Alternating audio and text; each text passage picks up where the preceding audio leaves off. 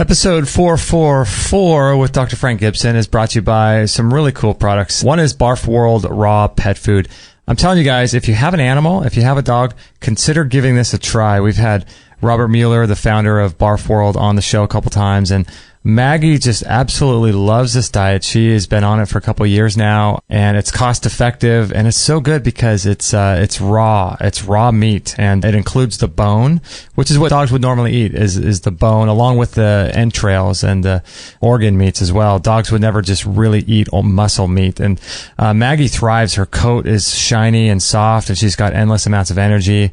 She just loves this diet. So if you're interested in giving your dog a try with this Barf World, you can go to extremehealthradio.com/444.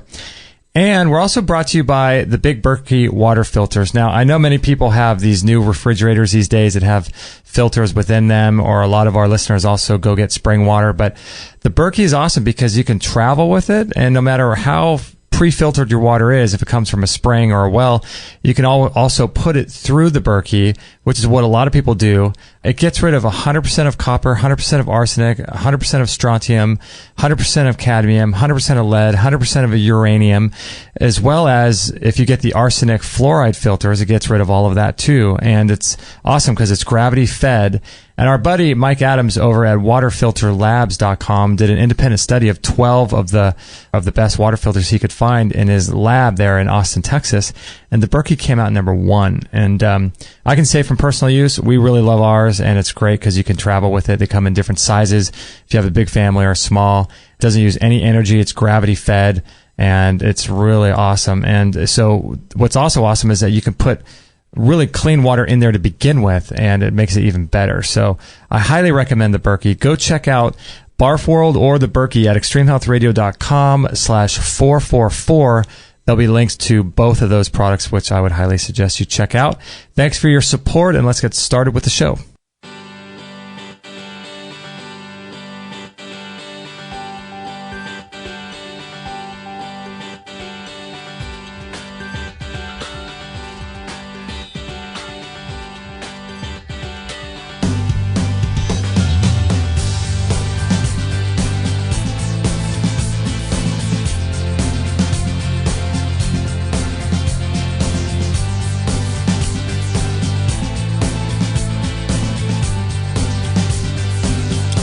All right, here we are once again. Episode, get this, get a little bindi on your...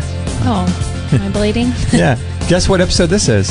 444. 444. How do you know?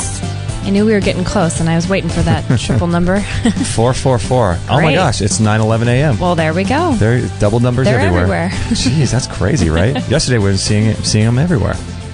That's amazing. So today we got Dr. Frank Gibson. We're going to be talking about alcohol addiction. And before the show, I pulled up a couple of statistics. What do you have? So, 17.6 million adults have alcohol addictions. That's 1 in every 12 adults suffer some kind of abuse or dependence on alcohol. In America? In America. Okay. How crazy is that? 1 out of every 12 is actually addicted. That doesn't mean 1 out of every 12 drinks alcohol. It's just 1 out of every 12 is addicted. So I'm sure it's much higher than that. And get this.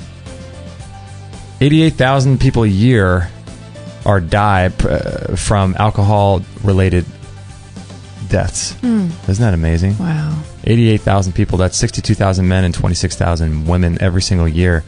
That's got to be some kind of fatalities from car accidents and things like that, right? Gosh. Isn't that crazy? Oh, it's horrible. Man, oh man. Horrible. So today we're going to be talking with Dr. Frank Gibson, and this is really going to be a great episode because I'm excited that I don't think we've really covered this topic before, have we? Done some addictions, but never specifically alcohol, what it does, why people are addicted, just delving deeper into this. Yeah, you're right. Huge subject, really. Massive. We all know people, or we are one of those people, and I just think this is going to be a really important subject to cover. Yes, and before we get started, I want to tell everyone, if you are listening to this, let's see, the same day we posted, or we are recording it, is Monday, July 11th, 2016. We are running a sauna sale currently until Thursday night of this same week at 11:59 p.m. Pacific Standard Time. So if you would like to find out more about the sauna sale, send me an email, justin@extremehealthradio.com. We don't do this very often, and I just want to let everyone know that we are doing that. So if you want to take advantage of this offer, just email me and I'll send you more details and information about that. So Dr. Frank Gibson is a researcher, entrepreneur, medical practitioner, scientific researcher. He's been at this since 1991, or actually probably a lot longer. In 1991, he founded the Millennium Corporation, which became the largest clinic of integrative and oriental medicine in the United States, which is pretty cool. And let's see, he's founded Precious Wood Farm, a 216-acre nonprofit health and educational facility in the mountains of North Carolina. This is really good. So we're going to be talking with him, and his website is Last Call Program. Is that correct? lastcallprogram.com. So thank you so much, Dr. Gibson, for being on the show today. Thank you, and thank you for the opportunity to speak with you and your listeners and about the number one health problem in the world.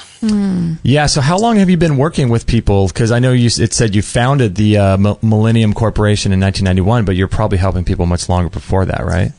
I was, and prior to getting involved in addiction, I spent 6 years researching and trying to develop this type of product. And what it's come down to really is a message. And my message is simply that of hope based on science, and that it is possible for people that suffer from alcohol use disorders to restore their life and their health.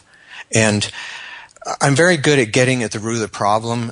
And when I see that people understand why they have this disorder, and I see that awakening, that realization that they actually can change their lives, that it's amazing. And then I do my best, and always have, to help people stay with that commitment and attain success. And as you mentioned, the 17.6 million Americans, I'm very passionate about bringing this message to the 17.5 million people who need this, especially the 15 million, and that's the real point, Justin, is the 15 million that don't ever seek treatment. Obviously, most of those in need have given up on the standard old, practices that we used for addiction for years, and actually only 4% of them believe that treatment will do any good for them. We really need to get this message out to people, that there have been significant changes. So what are the main, I know there's the 12-step, is that sort of the main one people go to? Or do we not want to mention names? I think there's a wide variety. I mean, there's moderation management, there's the AA, there's certainly the very expensive and inexpensive treatment centers. But in a study that we did, we found that out of 974 treatment methods, that all but 3% use something to do with a 12-step program. And so what we have is a system of medicine that is based on a worst case first. This is a different approach than any other form of medicine. If you have hypertension, your doctor says, hey, let's look at your diet, let's try this, do a little exercise, and then eventually you might have to get drugs or multiple drugs. We start with the worst case first. In most cases with addiction, we stick them into what used to be called asylums. They go into a treatment center, they're out 4 weeks, and then we turn them loose to some support group. It's not medicine. What was the asylums all about? Just complete detox and just getting no alcohol in you at all and just drying out completely? The idea is that they have to detox, and then they keep you away from alcohol long enough that your body may start to change. Unfortunately, we have great drugs out there now. We have camprosate, we have naltrexone. We have drugs that have been in use for decades and are proven to work. They're not great. They may have a 15% success rate, but you know what? If that was my mom, and she had a 15% versus basically not that good in most other programs, they're just not using them. They're not changing. In fact, the former director of the National Institute of Alcohol Abuse and Alcoholism, Dr. Mark Willingbring, quit his 25-year post as chief psychiatrist and researcher because they weren't doing it. He's actually setting up his own treatment center and own treatment protocol. We have to, we have the science, and we have to see that this can change. And if we can't help people do this, they're just lost, and they're not going into treatment. And AA is at sort of a balance point, as many people almost quit every year as those that join.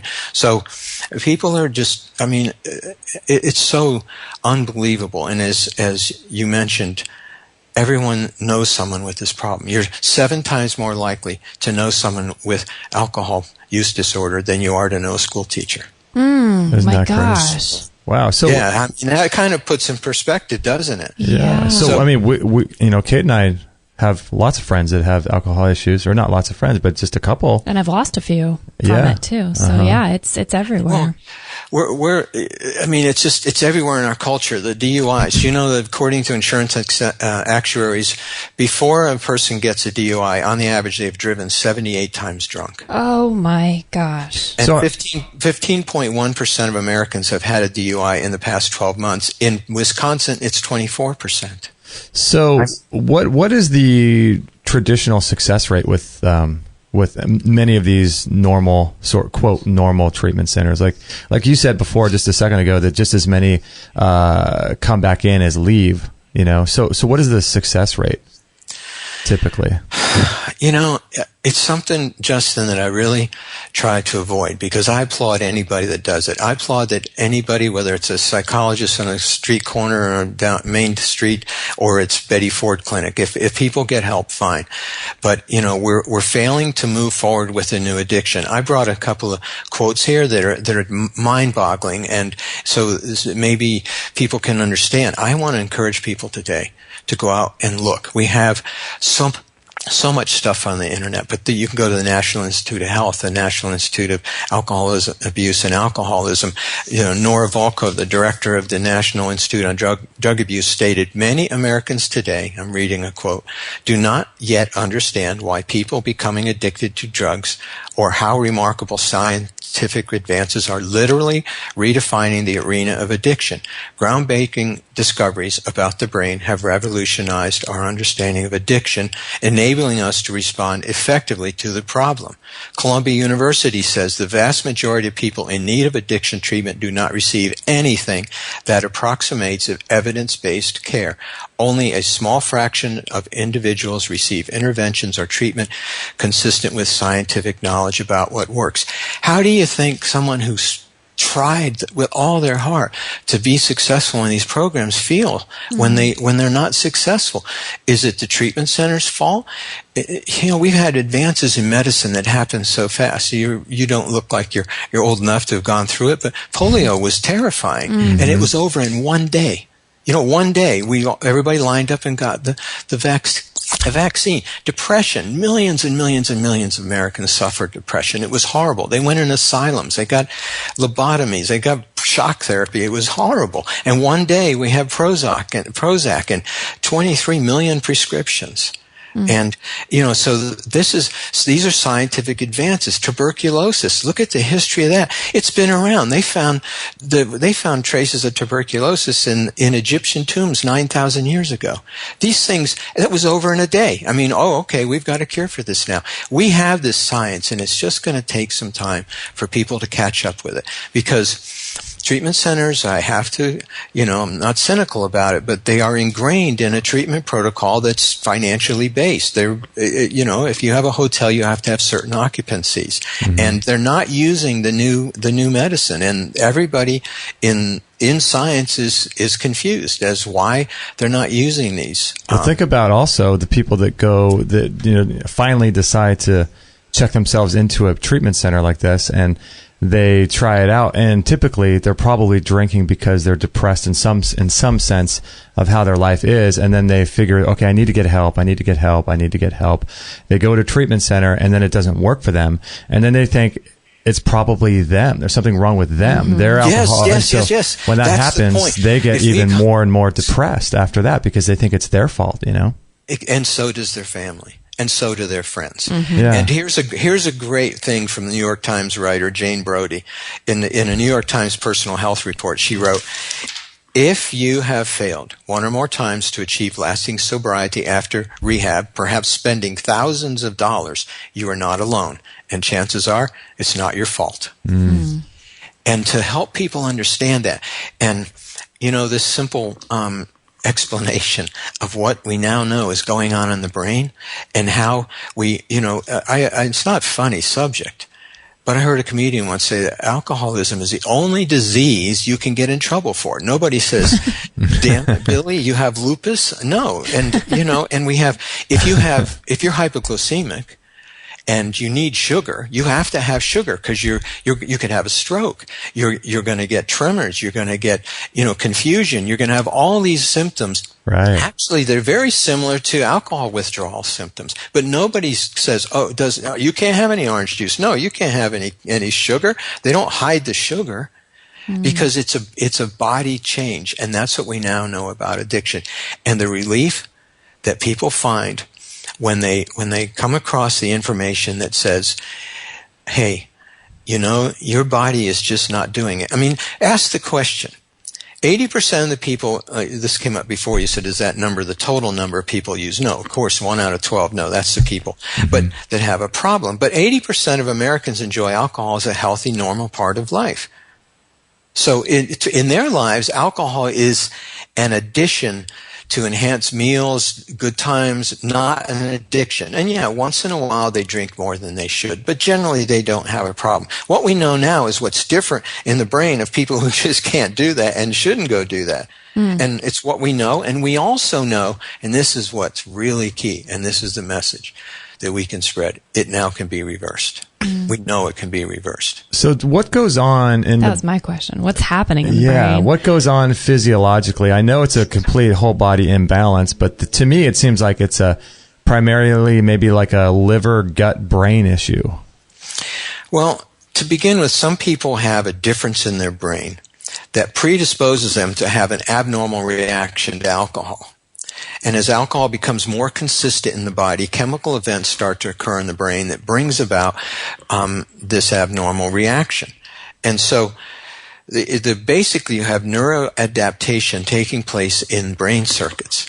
And I think one of the problems in getting this message across to people is that it's neurology, and we all had that stuff in college, but it's kind of most people, you pass the test, it's not, these aren't common terms. And when I write articles or when I speak about it, I try to do it in a way that people understand. So let me tell you about the marbles is in the brain. You want me to do that? Yeah, please. Okay, this is how I've come down to simply explaining. And it was funny because I sent a friend of mine who's a founder of a very large company who had a problem years ago, and he's heard talk to me. And it's been 11 years since I helped him with his alcohol use disorder. And I sent him some things from when I was working on my book, and he called me and he said, hey, I got to tell you, Frank, I've been faking it for 11 years. And I said, what do you mean? He goes, well, you talk to me, and I shake my head, and I think I'm kind of stupid because I really did understand what you were saying about all this brain stuff. He said, but my gosh, the marbles, you got it. I understand. So here's what we have.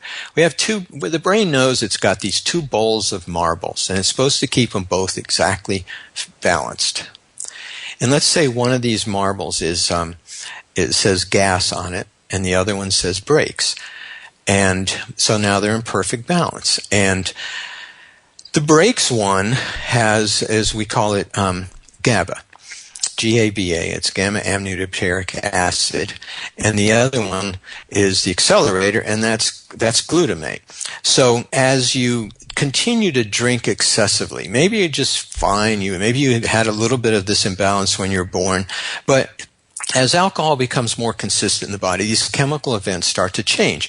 And all of a sudden you got one more marble over in the gas, accelerator in your car. Mm-hmm. And then you don't necessarily have less of the GABA, of the brakes, but you're getting more and more. And you keep drinking and your body's changing and neurophysiologic differences are occurring and you're getting more and more marbles. So now you got your body's more on the gas pedal. And you mentioned, Justin, the whole body experience, and I see that you understand the interrelation in the body. This isn't just the brain. You're right. The liver, other aspects of things that we're so interconnected in our bodies, yet these 2 chemicals are now you have more and more and more marbles, and the gas pedal is down more, and you can't put the brakes on. And what happens is the body thinks, because alcohol inhibits, let's say it masks its ability to determine how much of the gas pedal marbles it has. So it keeps making more. And as it makes more, it's fine as long as you're consuming some alcohol. But then you get up one morning and go, man, I'm not doing that again. And you pull off the alcohol. Now you're not inhibiting the marbles and the gas pedal, right? And they're off to the races. Now you got all these are actually neurotransmitters, marbles. Mm-hmm. You got bunches of them just waiting to fire up because they were inhibited. The body had no idea it had so many of them, so it just kept making them. And then there it goes.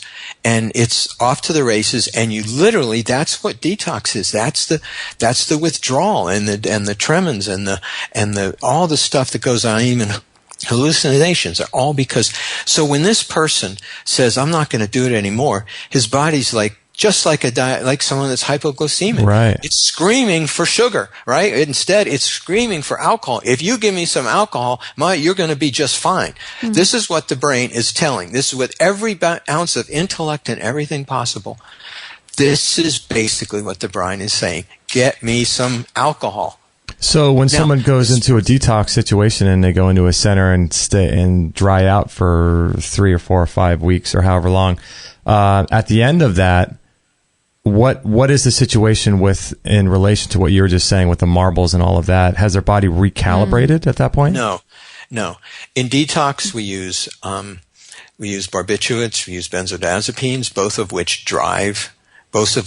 of which inhibit GABA and drive glutamate. I mean, the only thing that's accomplished is your body now can exist. You're free of these symptoms, free from alcohol, but you have not changed the brain chemical balance. And so it becomes a fight.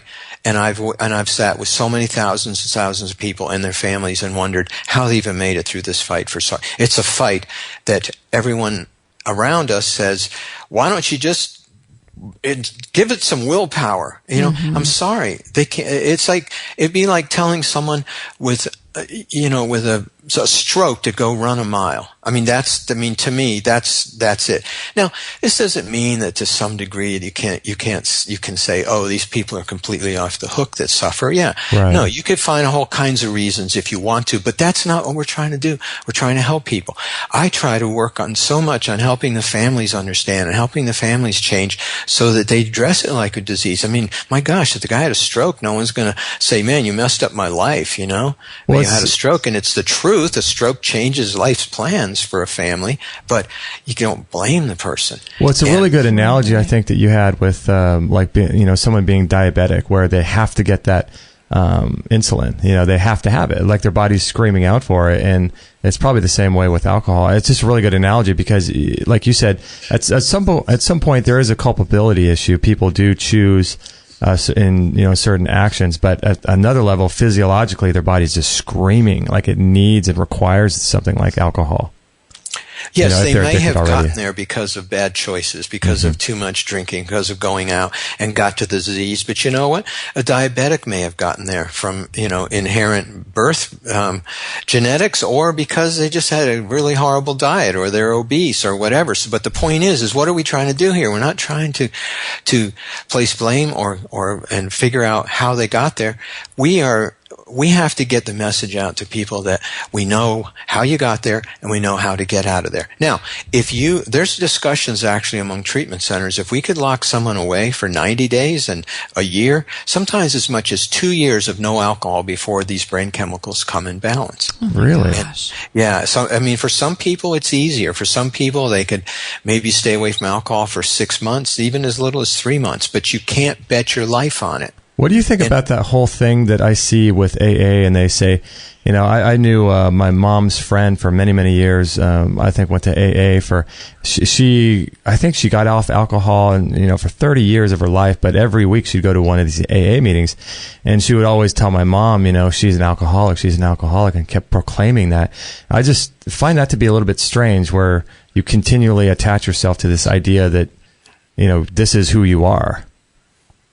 It's kind of bizarre. Yeah. I've thought my way through that a lot, and I've never, it's funny. People say, "Oh, why'd you get so interested in this?" And I never really had a problem. I was always an athlete and a martial artist, and it was something. I enjoy wine. I really like it, but a glass and I'm fine. So why I got into this is just really because it seems like we've built a huge system, and people aren't getting help. And I appreciate what goes on in AA, but you're right. I know a lot of people that have a hard time. I don't know that I could achieve success in anything if I'd start out by saying I was a weakling, right? that I'm powerless. You know, we're not. We have power that comes to us from many, many sources. And we have to be able to connect with that power. And living in an environment where, you know, people are constantly assuming that you're a loser and treating you as such. I mean, you know, this is 36% of the people don't seek treatment just for that reason, social stigma. They hide it. We've had people come to our lab to buy something to help them in the plain. They don't walk in a medical office. We have to find a way to help people so they can go to their doctors and demand these things. I mean, there are drugs out there that aren't being used. Sanjay Gupta he had Betty Ford and Hazelton CEOs on his program, and he's going, "Why aren't you using these new drugs?" Well, then they're really not new. They were in Europe for 10, 15 years before they even got here.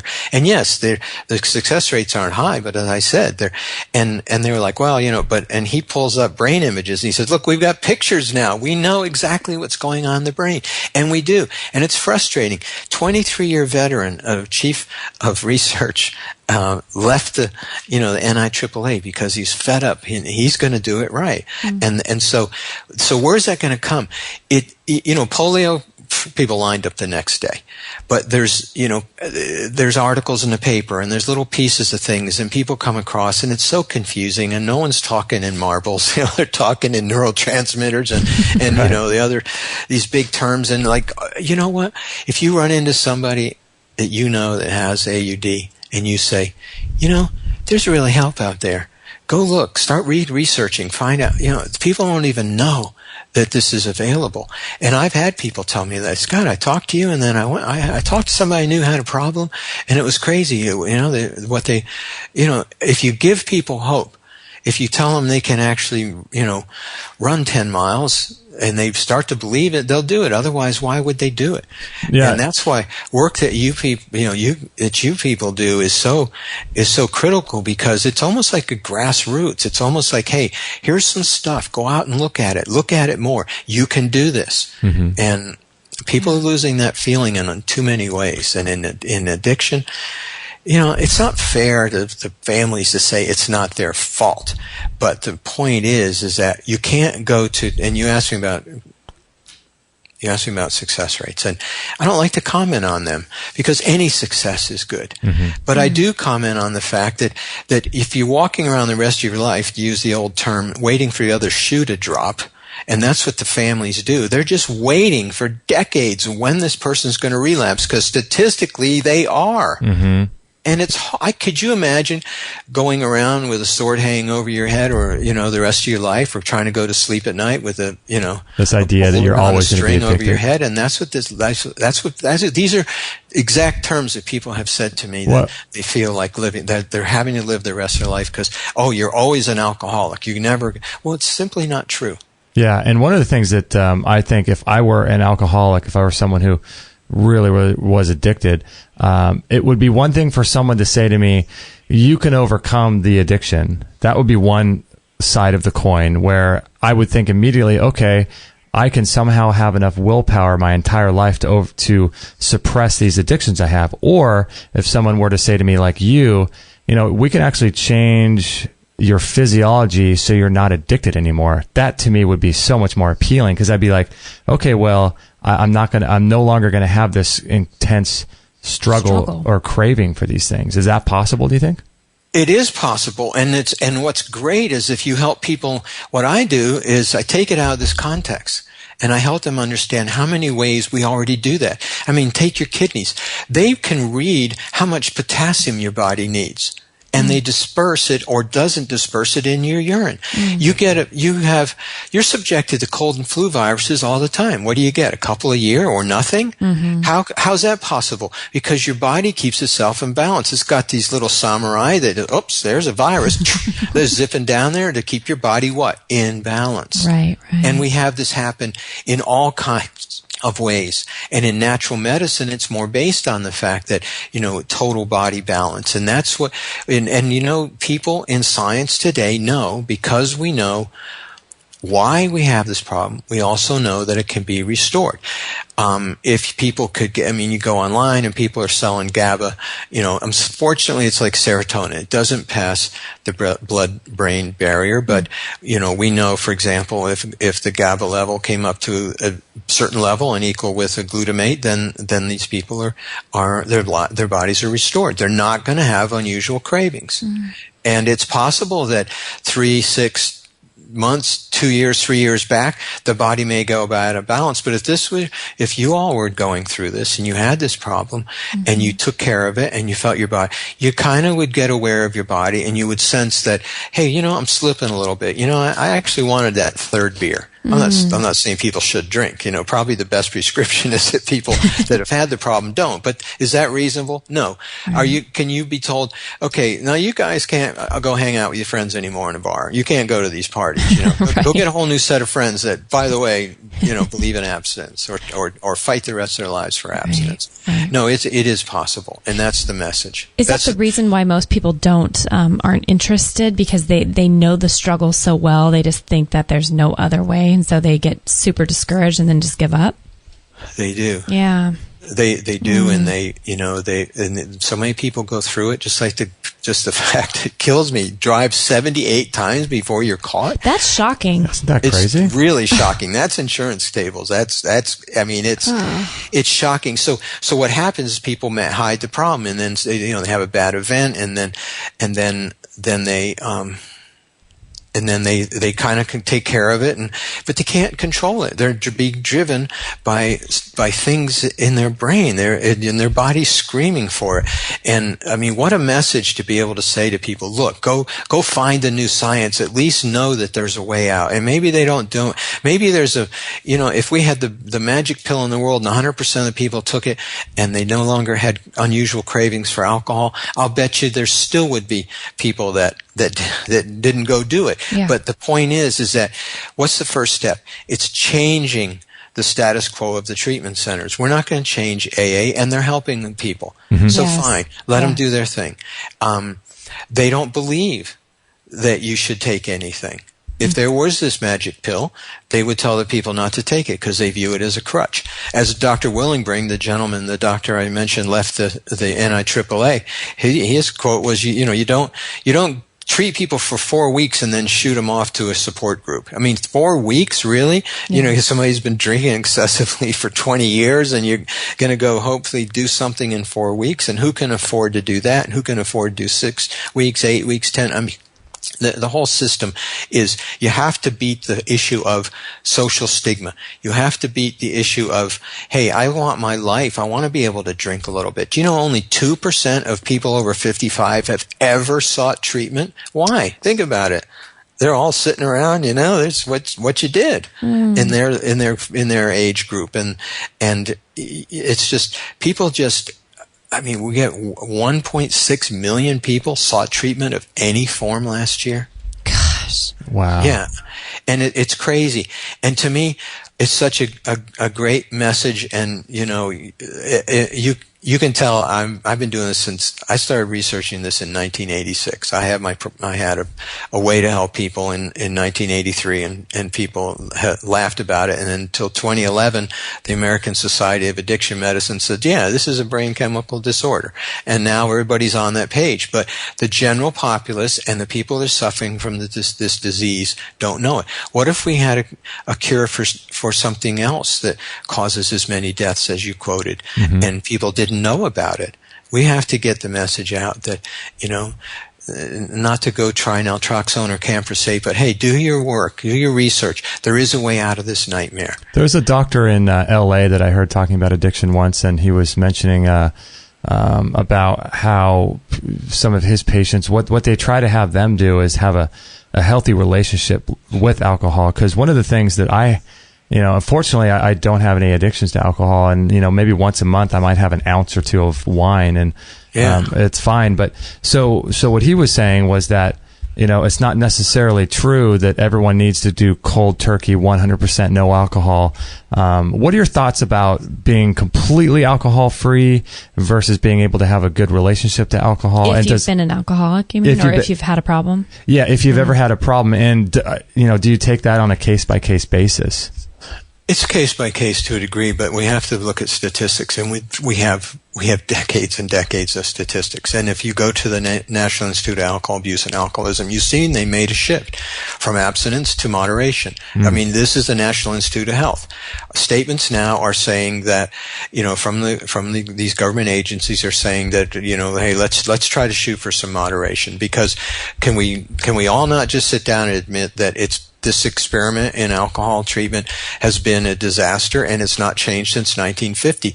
I mean, I wrote an interesting blog. I'll send to you if you want, but it's sad. You know that they used to sterilize people with alcohol. Did they really? Oh my gosh! I mean, then the next step was to put them into asylums, basically, and lock them away. And I mean, the treatment principles have been horrible. So maybe we haven't done as much harm, but we haven't helped people. I mean, I believe firmly it's a failed experiment, but I'm very cautious to tell people not to do it, because you know what? If 100 go in and 7 come out doing well, that's only 7%, but that could be your brother.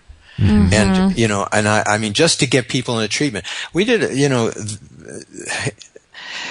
it's amazing how people can exist and how long they can go on hiding this problem. I've talked to people who hid their drinking from their wife for 6-7 years, and we used to have an image of an alcoholic as a guy in a dirty coat with a flask, and and he's right.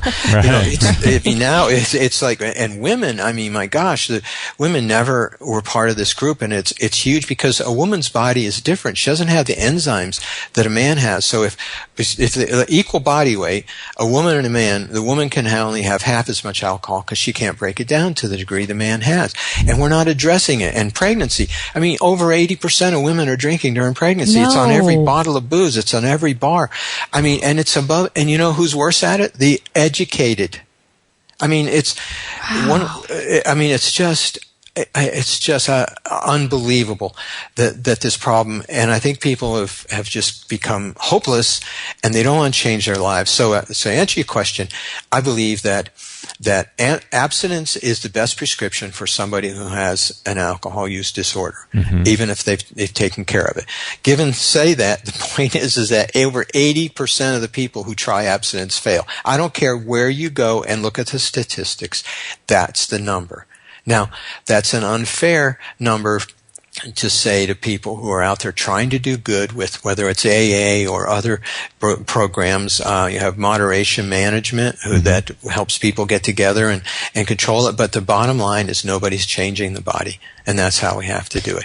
And there are things that you can take to do it. There are foods you can eat. There's exercises you can do. We have to get this information in front of people, because that's what's going to change the world. And we're not that bad. I mean, South Korea is the worst in the world. I had some experience working with clients, and I did a symposium in Bulgaria, and 93% at the time, in 2008, 93% of people under 18 were drunk at least once a week. And this is going down into the children. You'd have no idea how early children are drinking, tasting their first alcohol at the average of 11. Mm-hmm. Oh my gosh! That's all around, is that a statistic for worldwide or in America? No, that's for U.S. Just U.S. It's worse, and actually Israel is the worst. Is it really? Well, you look at people like even Italian kids are growing up drinking wine and things. I mean, it's part of their culture. Well, and the belief is that they don't have the problem. I mean, this is what people have said to me. They don't have the problem because they start drinking and their body. It's not true. This is what happens. The statistics on how early you start drinking and related to how much of a drinking problem you're going to have later are horrible. The earlier you taste alcohol, the more likely you are to have an alcohol use disorder later in life. I want to get into some of the things that we can do, like you were just talking about, for people that do feel like they do have a problem. What are some things that they can do starting now? Well, I think people, most important thing they could do is become aware of how much they consume. And I don't mean walking around keeping a log, but I've been to dinner meetings and, where business and the waiters just walking around filling glasses. I think a lot of times that people drink more than they want. They don't mean to drink more and then get in their car. They go to a party. They just have to really be aware. And if you got a host that's walking around, here's another beer or hitting your wine glass when you're not looking, I think that's different. Because if people have a slight imbalance, that's going to keep pushing them that way the more times they drink excessively, especially women. And so I think one of the first things that I suggest to people to do is if they want to head towards moderation, is say, okay, just keep track of it. There's guidelines that have been prepared by the government, which in this case is, I think very, very well thought out and well researched.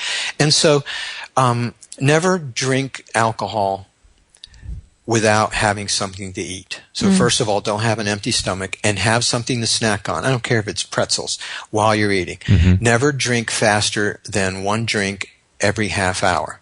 Never drink more than 2 to 3 times a week, and preferably not days in a row. And this is part of awareness of people and their alcohol use, especially this idea of eating, snacking, waiting. You order a drink, look at your watch, don't get another one for another half an hour. And then deciding on what your goals are. Why do you want to drink? What is it? What does it do? What are the reasons that you feel like you want alcohol? Personally, I like wine. And I like it with a meal. I might have it 2 times a week.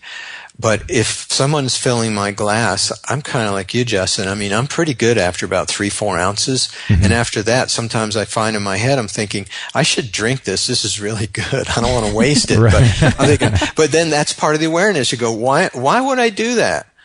I'm not drunk. I don't even feel the effect of the alcohol, but my body doesn't want me to reach for that glass. And I'll tell you, one of the greatest studies that I can send you that in that respect, in terms of being aware, was done at Harvard on a simple isoflavone that's found in a plant, and it was on college students in a naturalistic setting. And I won't really go through the whole process, but it was a well-constructed study. Mm-hmm. And at the end, these college students could have 6 free beers, and they taped them, they weighed the glass, so how much, basically at the end of the period of time when they were on this isoflavone, they would pick the glass up more frequently, trying to drink, but the size of their sips reduced. If you made a chart, it would be going up, the number of times it picked up the glass, and the size of the sips went down. And at the end of 6 weeks, they were only finishing 2.6 beers. College students, hey guys, you want 6 free beers? 2.6 beers. Oh now that's that's the body imbalance. Mm. So the other thing is foods, and I know you've done a lot of work with diet and foods, and mm-hmm. and you mentioned liver. I mean, you just we don't need to spend time here because the the USDA has guidelines for what's good for the liver. And we all it's so simple to go find out what are good foods for the liver. So because the liver is like getting the hit when you take the alcohol. The liver's balancing the enzymes that break down. The liver health is extremely important in terms of moderating alcohol. And we're under so much stress all the time. And what does the body do in stress? It releases chemicals to get us through the stress, but they're not necessarily good. They aren't good. The body has to get rid of them. So the liver strains. It increases the blood in the portal veins so it can run these, endorphins and other chemicals that are balancing the stress. See, this is part of the natural homeostatic principle that we know now in science is the way to get this brain back into balance.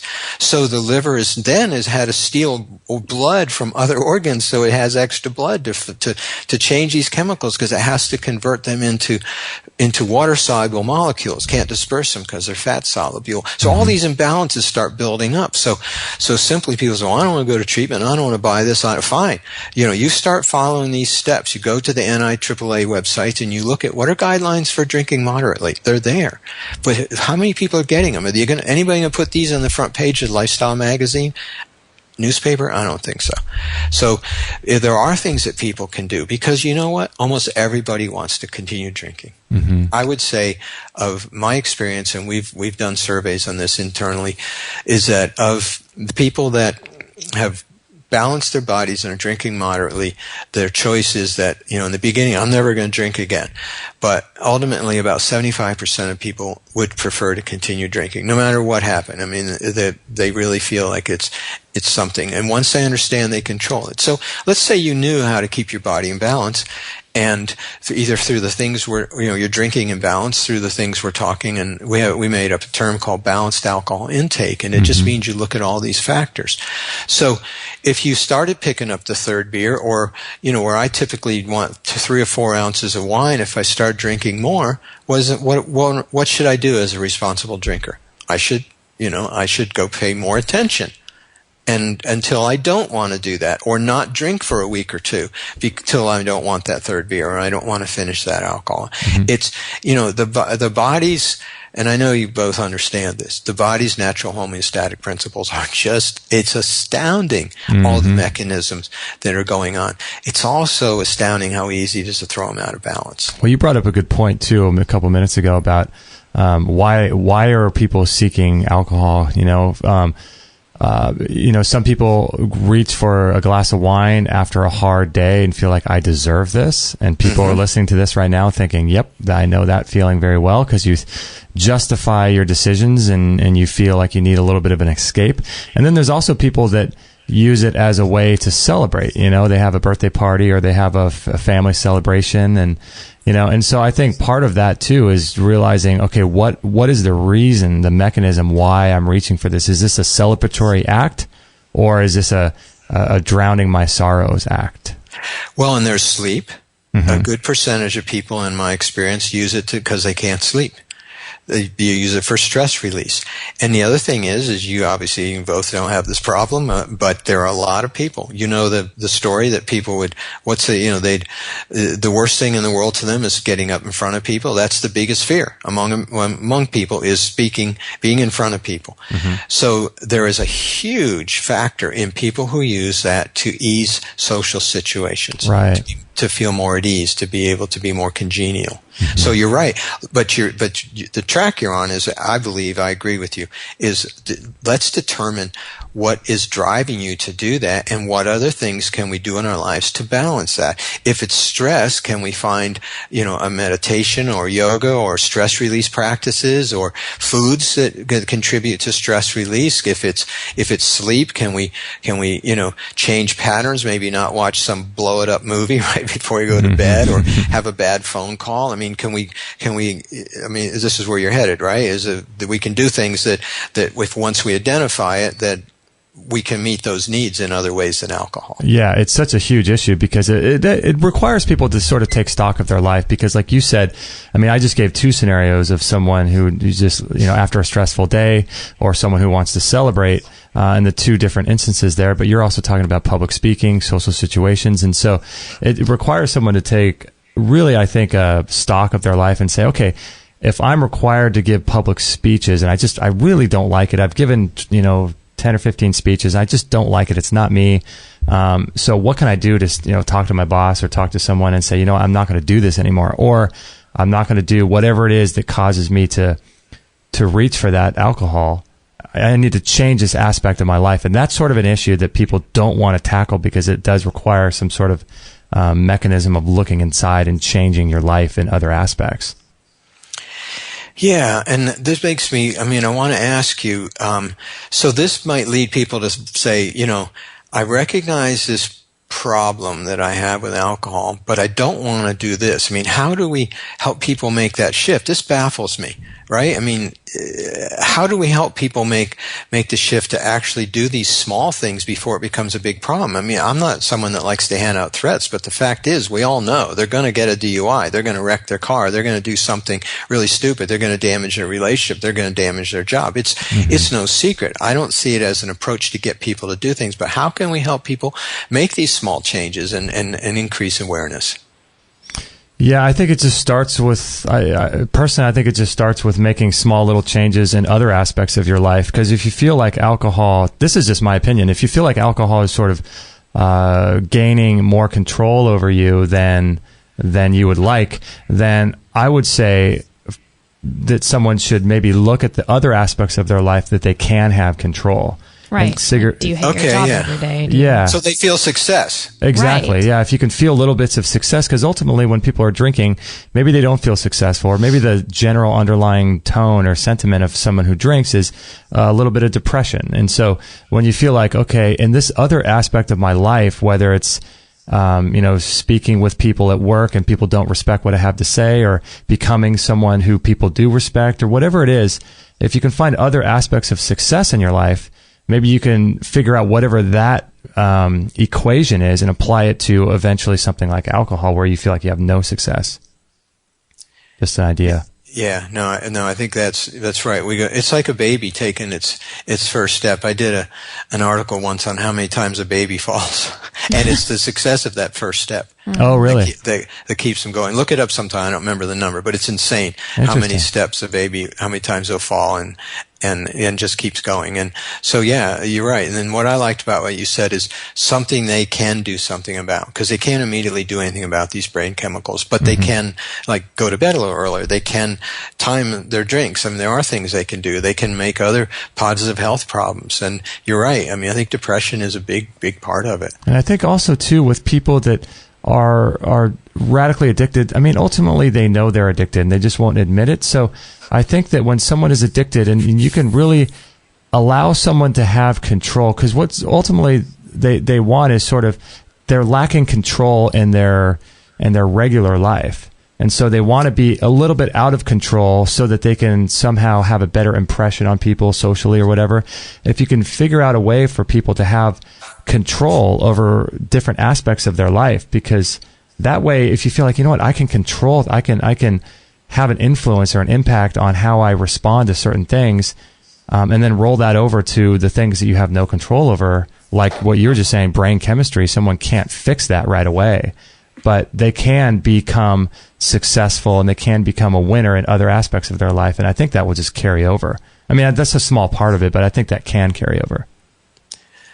Wow, I think that's profound. Basically, they're out of control in everyday life. You give them something that they can. Yeah, I once read a Chinese proverb. It says it takes 3 years to build a good habit and 1 second to break it. Oh my gosh, that's good.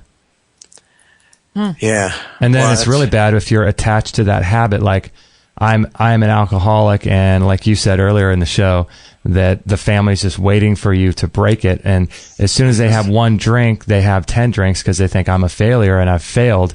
When in actuality, they just had one drink. They don't have to have the other 9. They don't have to fail at other things. Yeah. Yeah. So, I want to learn a little bit about you. You've written a book, right, that could help people a little bit. If people are listening to this, they can get access to a book that you wrote.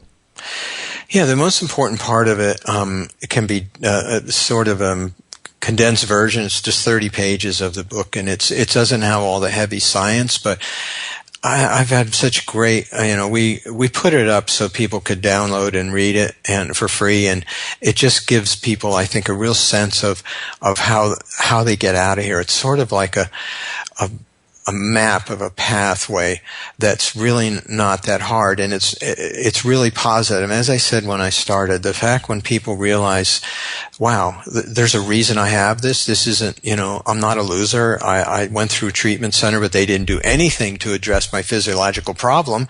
So this is good news for me. There's still hope. I spent my family's $30,000, and so, but it wasn't my fault. And I think it's important to know that. And that's why I wanted to put this kind of condensed version of the book out for free.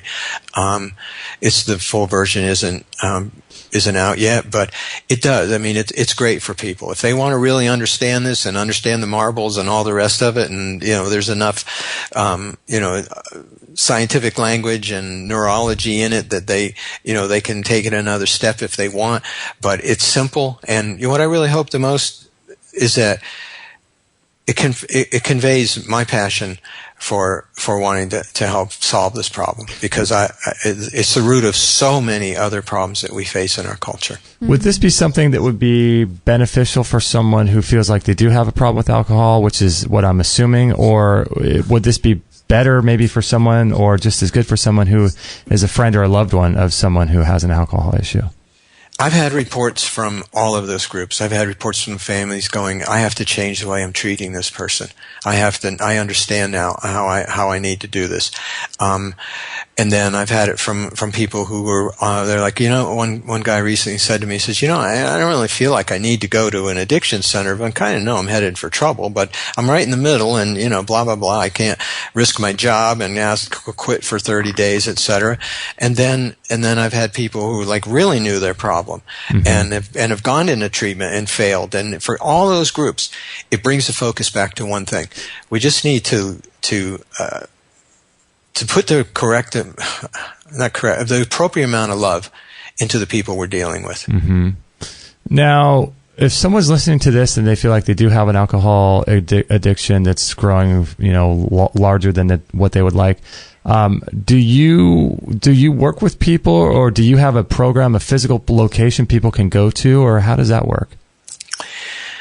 We did. We started a program after I created my product to help people. We did it in clinics. We had we eventually expanded to 14 medical clinics, state licensed clinics in the southeast area, and it got so popular that we couldn't handle it. We had people lining up, and so we gave people, which they never got until they came, we gave them the product called Sobrexa, and then they showed up. You mentioned our lifestyle retreat center in the mountains of North Carolina. They would come there for a 5-day pre-treatment experience and then go into clinics. Well, these people got it before they came, and most of them were reporting that 3-4 weeks since they took it, the changes started. So this helped us realize that to really overcome this problem, you have to have low cost, you have to have complete anonymity, and you have to have at home. And I know that sounds ridiculous, and it did to me to begin with. But the first year we made this available, we dropped the price from $7,500 in our clinics to, hey, we'll send this to you in a brown box and do it yourself. And I was terrified about the success rate. But we had over 3,300 people utilize it in the first year, and with astounding success rates. And so I think we really revolutionized the treatment experience in that way for people to be able to have low cost at home, completely anonymous. The 3 reasons that people don't seek treatment, we found our clients who reported they got into treatment 55% earlier before trouble came to their lives. Half the time their families were surprised, didn't even know they were, heading that way. So that's what we do. And people are so reluctant to go into treatment. We don't have the treatment. We closed all the treatment, all the medical offices that were doing the treatments, and we just focused on giving good support and talking to people. And we're not counseling them. If they want to call up, they can talk to me. They can. And people do. I answer all my emails that I get every day, and we just really try to support people through this heartbreaking disorder. And the product does work really well. And I intended to actually speak less about the product than I'm doing, because I really want the message out there. They'll find our product. We're very prominent out there, and but we've got to find some way for people to know there's a way out. If they choose our product, great, because actually it is the highest efficacy of any product out there.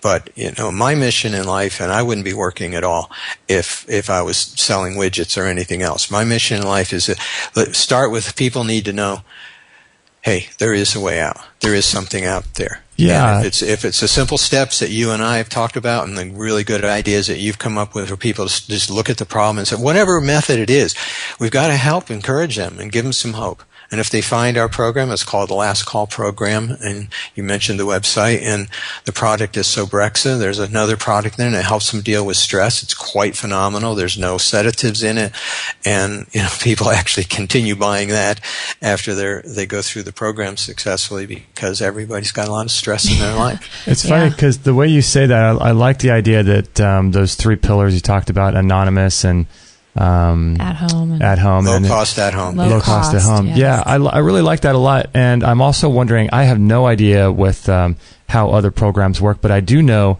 that they there's a big focus on having a sponsor and being regularly admitted every single week to a meeting with other people for support. Is that something that...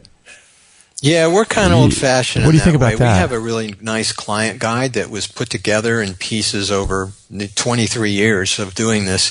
A lot of it by people who went through the program and contributing their ideas and what they thought. So it's a nice little client guide, and we're old-fashioned in the sense that we think that family's the place to do this. And we, maybe your dad or your mom are a little hardcore, or you can't. But there's somebody in a family, a brother, a sister, an aunt, an uncle. And so we suggest that they, we have some guidelines, we have a little workbook, and they can go talk to, we suggest they do spend one day a week, talking about certain things and discussing, and we give them subjects and we give them topics. If it's the whole family, there's 10 of them. But the thing that we encourage the family to do is really become familiar with the program and how it works, and get involved in a way that's supportive and loving, rather than, nobody ever succeeded through these, really hardcore. Now, if the guy's abusive and he's going to damage your family, yeah, you got to get him out of the house. But, basically that's not been our experience most of the time. And the ones that do work with family or a close friend or other relative, it really does. I think it is necessary, but I don't know. I'd have a hard time recommending other support groups because there's no controls on it. You might have a great one around the corner, and somebody in Topeka might have a horrible one. So you really can't recommend it. But we know that there's usually things in a family that can work if everybody can put everything aside and keep their mind on the goal. Mm-hmm. Great. Well, thanks for spending your time for us today. I really appreciate it. And the website is lastcallprogram.com. And I think at the very bottom, at least as the way it's designed now, lastcallprogram.com, at the very bottom, there's an area where you can download the ebook that Dr. Gibson was talking about. You can just put your email address in there, and I'm assuming you'll send it right away to people? Oh, yes. Okay. Yeah. Great. Well, awesome. Thank you so much. And I love your heart too. You really just want to get the information out there and let people know that they are empowered and they're not just victims. And I really like that piece of what you're saying. Yes. You've really captured it. Yeah. Thank you so much. Stay on the line there, Dr. Gibson, and we're going to just close out the show. And I want to let everyone know that if they want to listen to this particular podcast on the website, it is extremehealthradio.com/444, and we'll have links to Dr. Gibson's website, which is lastcallprogram.com. We appreciate you guys so much. If you know anyone who has an issue with alcohol, please do us a favor and send them this particular podcast, because they may find help elsewhere or in 20 years, but if you can be somewhat of a catalyst and helping people find hope again. Find hope. Yeah. It's all about hope. It's all about having hope. Yeah. And I like the tagline on lastcallprogram.com. It is reduce alcohol cravings, restore well-being, which is cool. And isn't that exactly what the yin yang should be? I know, right? It's beautiful. Good stuff. All right, everyone. Thank you so much. And we'll catch you guys on the next episode. Episode 444, Dr. Frank Gibson out in North Carolina. You know what I love? I got to get to North Carolina. North Carolina. I'm looking at this photo on their website. On his website. Whew, do those mountains look amazing. Look at that. Look. Last Call Program is your answer made from nature in the mountains of North Carolina. Whew, that looks like God's country, doesn't it? It does. I wonder what's better, South Carolina or North Carolina? I'm going to vote North. Just kidding. Have you been to either one or no? No, I haven't. Yeah. But looking at that, I don't know if you could get much prettier than that. They have some great islands off the coast of one of those states. Yeah, they do, huh? Yeah. Have you been to either? I have not, but I've heard it's very similar to Southern California with weather. I think a little bit more humid, but yeah, it's pretty cool. Remember we had next door neighbors for a while there that were from Wilmington? Oh, yeah. I think that I feel totally silly, but is that North Carolina or is that South? Wilmington. The only thing I know about Wilmington is I think Michael Jordan was from there, maybe. Oh, was he? I think so. Oh, interesting. Yeah.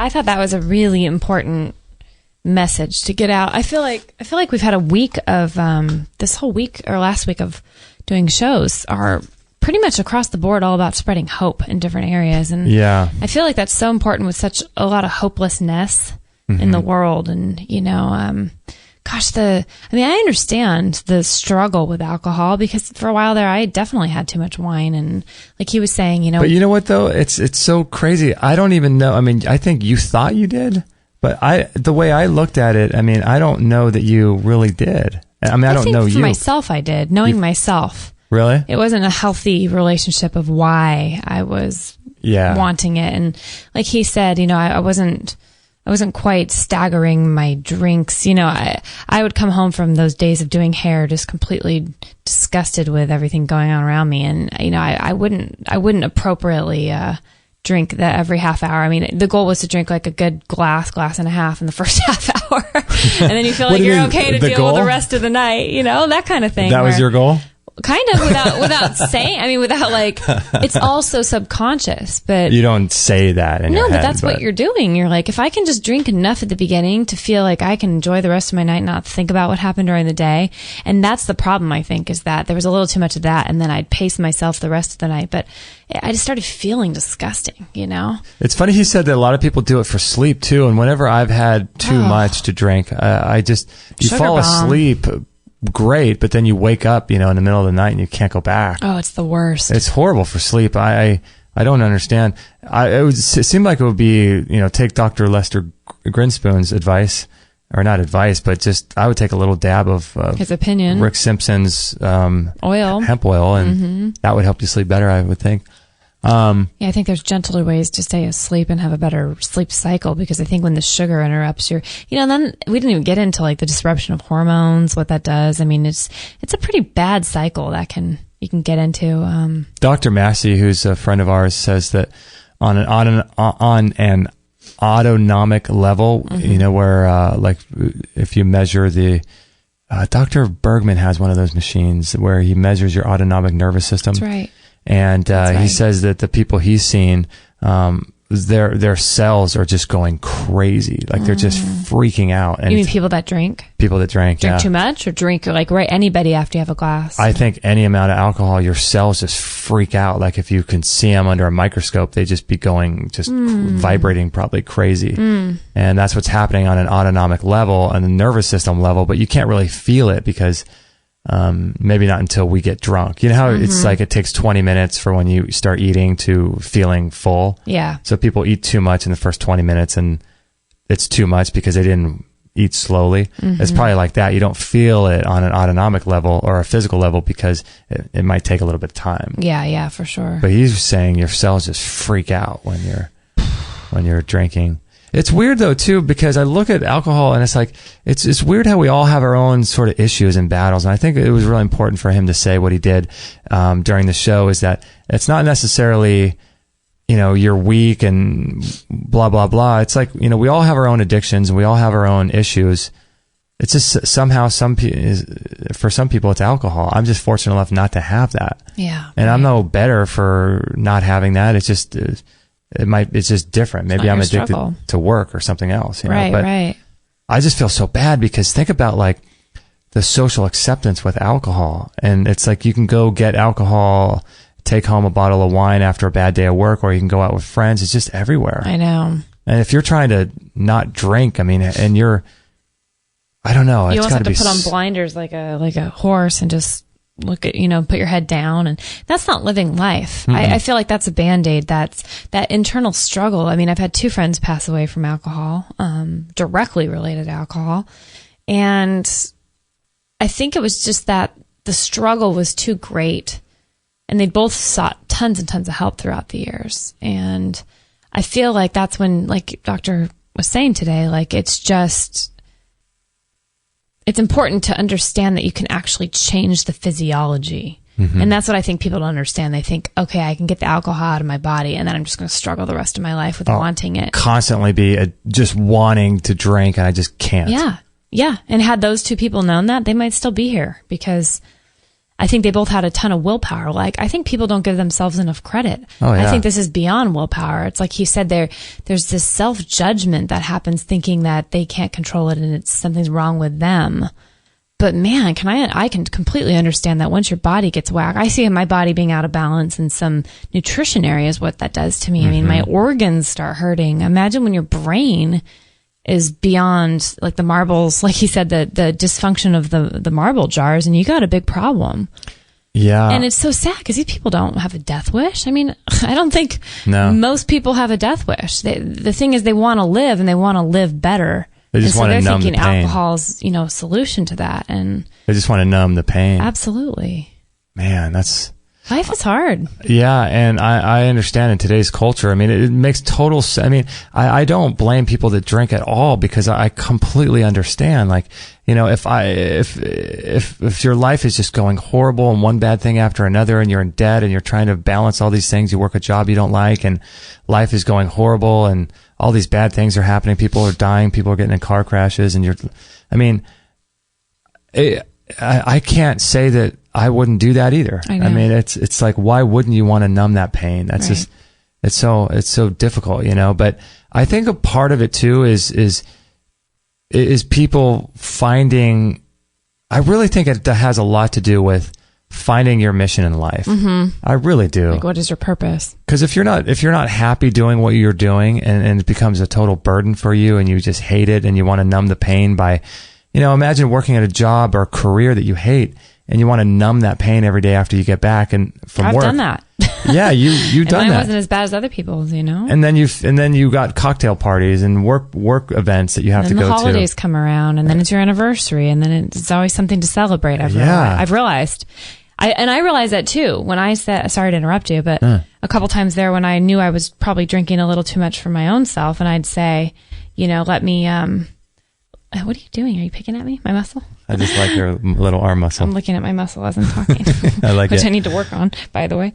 But I'd always say, okay, well today, that's the last glass of wine. That I ended on my birthday. Tomorrow I won't, and then you're okay for a couple weeks, and then it's someone else's birthday, and then it's the holidays, and then you can always find a reason. I found that very strange. It overrides willpower in a way because you want to be a normal, quote, normal celebrator like everybody else. Mm-hmm. And you're thinking all these people are normal. Like, they seem to think this is a normal part of celebration. So it's hard to make a draw line in the sand and say, this is it. Mm-hmm. I was listening to David Wolf the other day on The Best Day Ever, and he was talking about how, how we always make fun of him and them for making those superhero names. Yeah. Like David Avocado Wolf, Super Goji Girl, and all this stuff. Well, he was saying that the reason why they do that is because they're sort of making a declaration that I am someone different. Like I'm a superhero.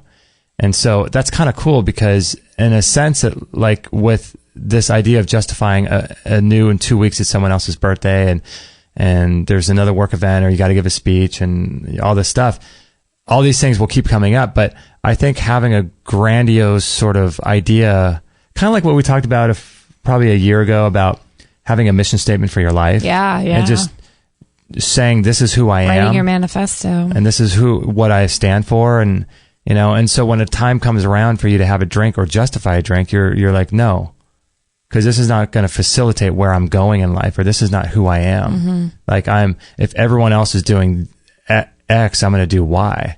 And it's a complete restructuring of how you view yourself. What's funny about that you just said too? I completely agree. And I found in my own life, what's really interesting is that I can be swayed either way. It's like I'm always on a line. Yeah. And say I turn on the Food Channel, the Food Network, and they're drinking wine while they're cooking. No, the Food Channel. But it's easier to justify, like you're thinking, everyone here is cooking and having a glass of wine, and like, this is normal. And then you're thinking, okay, so you have a glass of wine with your dinner and you don't feel that bad. Well, the next day, you wake up and you start your day listening to a David Wolf interview, and you're like, oh crap, he talks about my liver. Shoot, I shouldn't have had that yesterday. Now, why was I thinking I'm not going to watch the Food Channel anymore?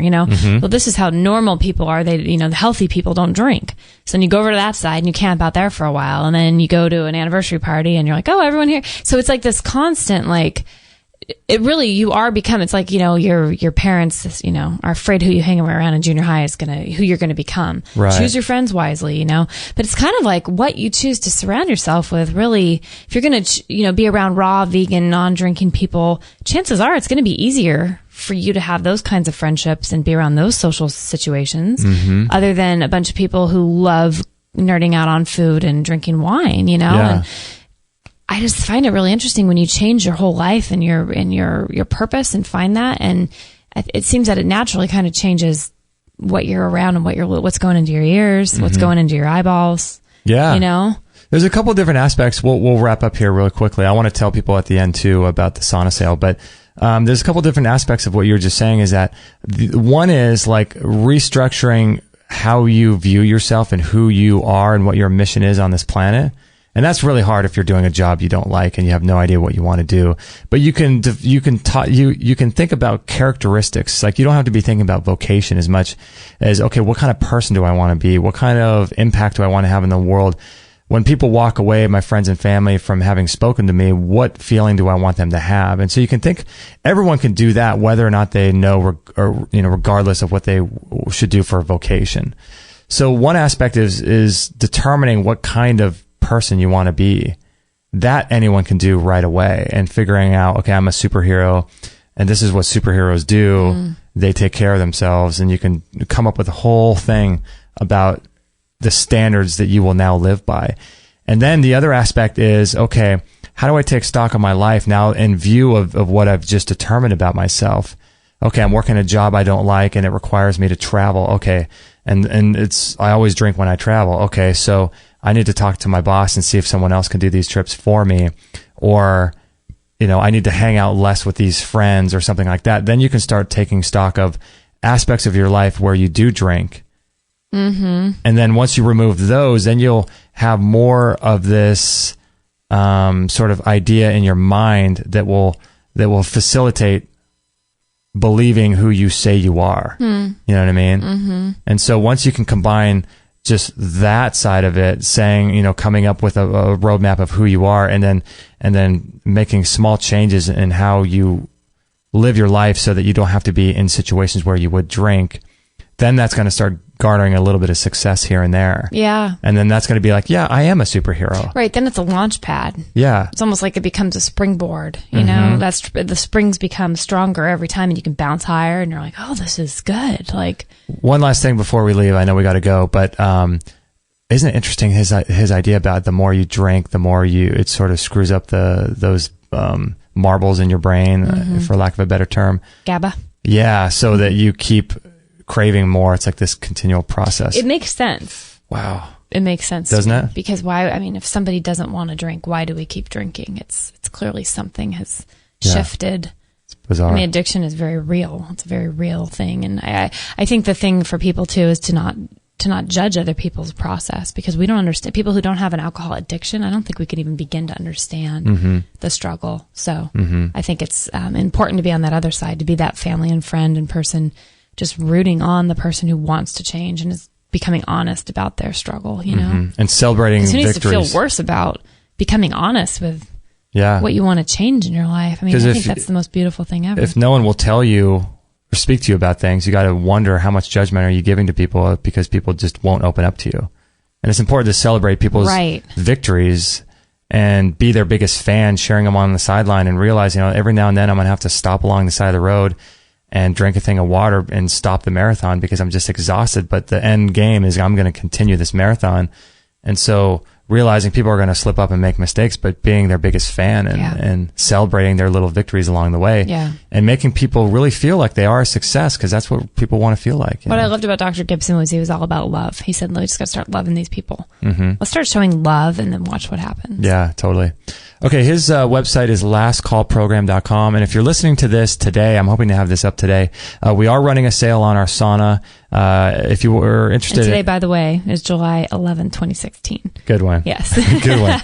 Because today could be whenever anyone's listening. Yeah, people will listen to this like 3 years in the future or whatever. July 11th, 2016. And we're going to be running the sale for 4 days through Thursday night at 11:59 p.m. Pacific Standard Time.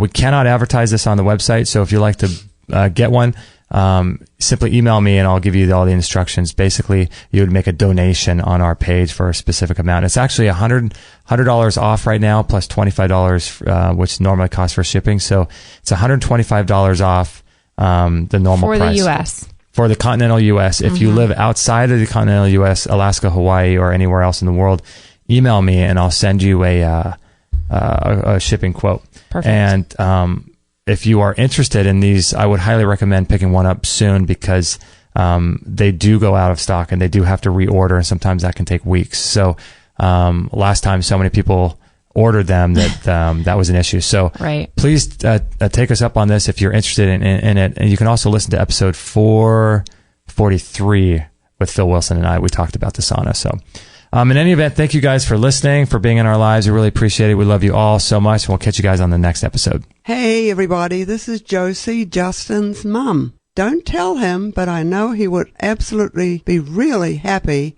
if you would sign up to his free weekly newsletter.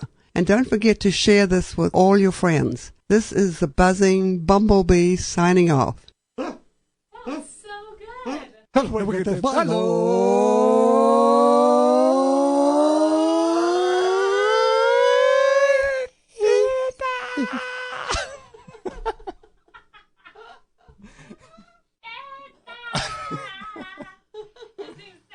Oh my gosh.